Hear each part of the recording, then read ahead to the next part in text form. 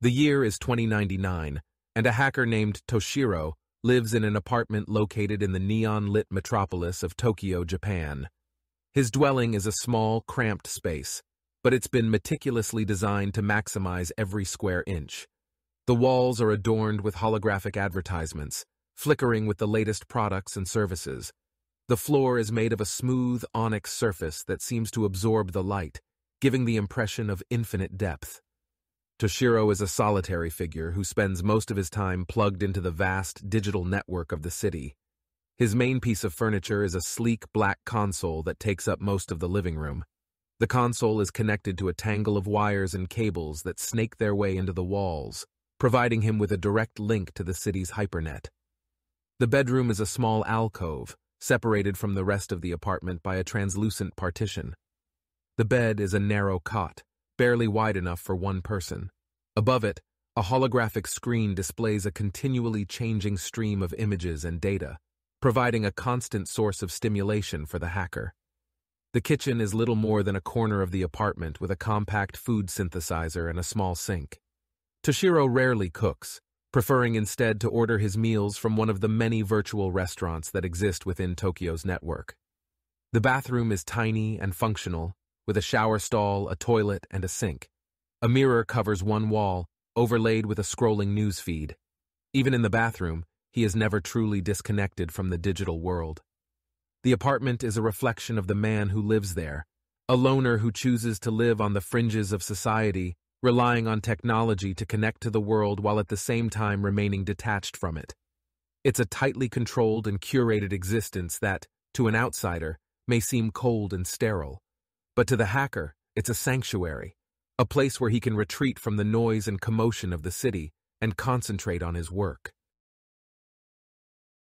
Toshiro steps out into the streets of Tokyo, the iridescent glow of the neon lights bouncing off the asphalt like electric rain. The constant drone of the city's machines and the muffled chatter of its inhabitants amplifying as he draws nearer to the beating heart of the metropolis. He maneuvers around the clusters of vagrants, their forlorn existence a stark reminder of the city's unforgiving nature. He weaves through the labyrinth of back alleys and dimly lit passageways, a path he once treaded with frequency, now less and less. Eventually, he reaches the night market. It's a sprawling, chaotic maze of stalls and vendors hawking their wares. It is a vibrant display of humanity, technology, and culture all colliding together. A place where the old and new coexist, where the traditional and the futuristic intertwine. The air thick with the smell of cooking food, the sizzle of meat on hot grills, and the sweet scent of exotic fruits. The stalls are brightly lit, beckoning to those passing by with their alluring displays. The range of merchandise on offer is varied, from traditional Japanese goods like silk kimonos and lacquered bowls, to the latest virtual reality chips, neural implants, and hologram projectors. There are also street performers, some modified to the brink of transhumanism, with intricate networks of glowing wires and machinery, contorting their bodies in gravity-defying acrobatics to attract the attention of the milling crowds. Toshiro makes his way to the street food stalls. The vendors are a diverse group, most augmented with cybernetic vocal enhancements. They shout out their wares in a variety of dialects, some natural, some distinctly artificial, their voices vying for attention amidst the general chatter of the bustling customers. Toshiro shuffles his way through, his face obscured by the hood of his jacket. He finds the noisy crowds overwhelming and intends to get in and out of the chaotic market as swiftly as possible.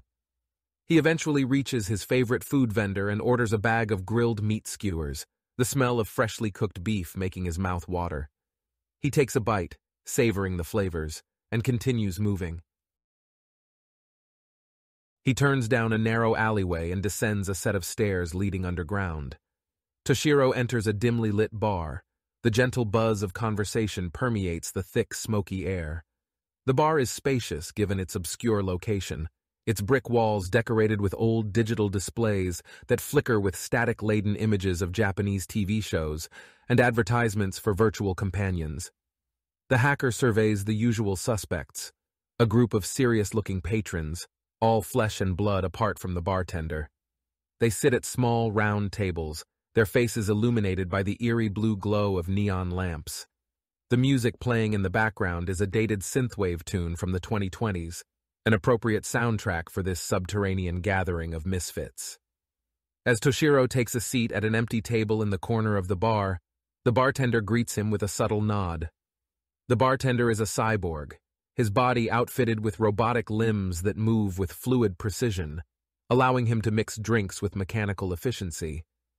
He carefully cleans a glass while Toshiro peruses the drinks menu, a small console in the middle of the table that spawns rotating holographic images of the available beverages. He orders a Japanese whiskey, neat, and the bartender pours it with a steady hand. As he takes a sip, he notices a small piece of paper discreetly tucked under the glass. It's a 12-digit access code, payment for his last job. On the other side, the username of his next client. Toshiro pockets the paper and savors the warm burn of the whiskey as he leans back in his chair and takes a deep breath, his mind already gravitating towards the hypernet and his next job. The hum of the surrounding conversations fade away as he retreats into his own thoughts.